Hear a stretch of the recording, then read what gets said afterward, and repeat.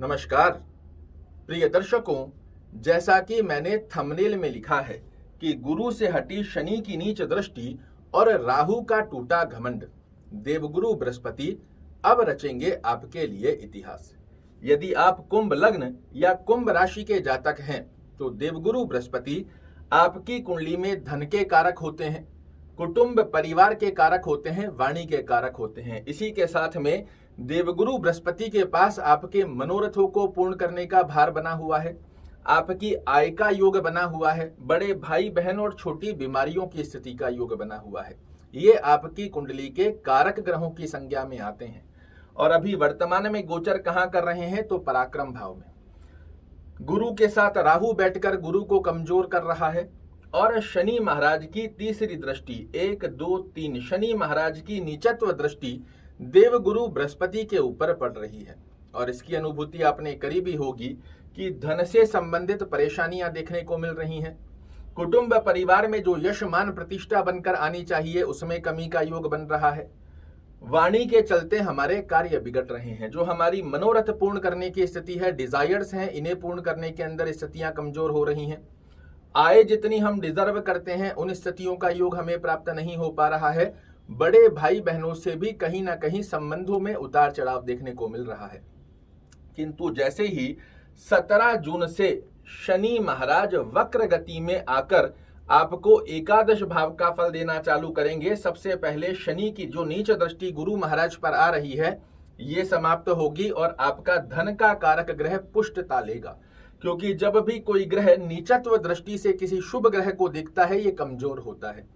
दूसरी स्थिति में शनि महाराज राहु को दृष्टि देकर इसको बल दे रहे थे और राहु को बल मिलने के कारण भी देवगुरु बृहस्पति यहाँ कमजोरगत अवस्था में प्राप्त हो रहे थे।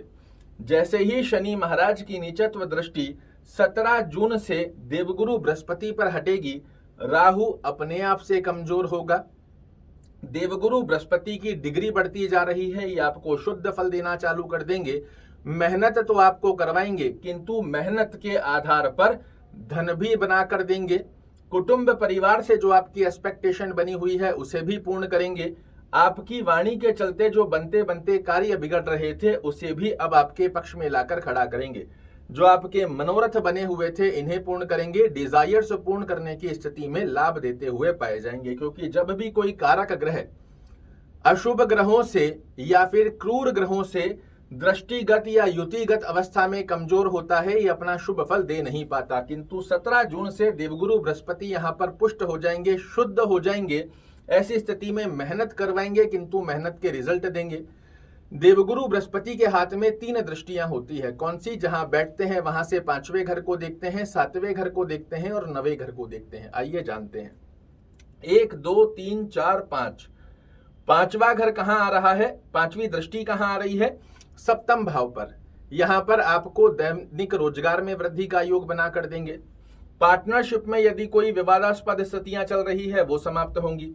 दाम्पत्य जीवन की स्थितियों को बड़ा मधुर करेंगे। जिन कुंभ लग्न या कुंभ राशि वाले जातकों की कन्या बालकों के विवाह की उम्र हो चुकी है, विवाह नहीं हो रहा है, उनको विवाह के योग प्राप्त होंगे। यहां से 7वीं दृष्टि देंगे ये आपके भाग्य पर।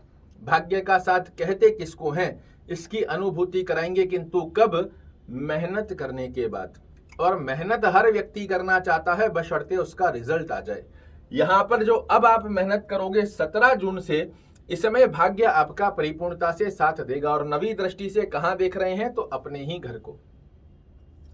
अब जो आपकी मेहनत के द्वारा आपकी डिजायर्स पूर्ण करने की दक्षता देवगुरु बृहस्पति देंगे। आपकी आय में वृद्धि की स्थिति का योग बृहस्पति महाराज अपने का आशीर्वाद से देने जा रहे हैं। क्योंकि ये जीव कारक ग्रह हैं, ये यशमान प्रतिष्ठा के कारक ग्रह हैं, ये पिता के कारक ग्रह हैं, ये संतान के कारक ग्रह हैं। बहुत शुद्ध करण में आपको लाभ देते हैं जब ये खुद शुद्ध होते हैं। अब समझिए वो बात जो आपको और कोई नहीं बताता। यदि देवगुरु बृहस्पति आपके लग्न से 6वें 1, 2, 3, 4, 5, 6 लग्न से 6वें घर में, लग्न से 8वें घर में या लग्न से 12वें घर में बने हुए हैं तो यहाँ देवगुरु बृहस्पति आपको शुभ फल नहीं दे पाएंगे। क्योंकि इन 3 स्थानों पर देवगुरु बृहस्पति खुद अपनी शुभता खो देते हैं। अगर इन 3 स्थानों को छोड़कर देवगुरु बृहस्पति जहां कहीं बैठे हों आपकी कुंडली में तो मैंने लिखा है 17 जून से 4 नवंबर तक गुरु का जलवा आपके लिए देखते ही बनता है। अब आपको क्या करना चाहिए कि यदि लग्न से 6वें, 8वें, 12वें घर में बैठे हैं तो हम क्या करें कि देवगुरु बृहस्पति हमें शुभ फल दें, और अगर अच्छे भाव में बने हुए हैं तो इनका शुभ फल और अधिक मात्रा में कैसे लिया जा सकता है वो जानिए। ओम गुरुवे नमः का जाप करना, विष्णु सहस्त्र नाम का पाठ करना या सुनना, नमो भगवते वासुदेवाय नमः का जाप करना, भगवान विष्णु लक्ष्मी की आराधना करना आपके लिए बहुत अच्छे लाभ देता है।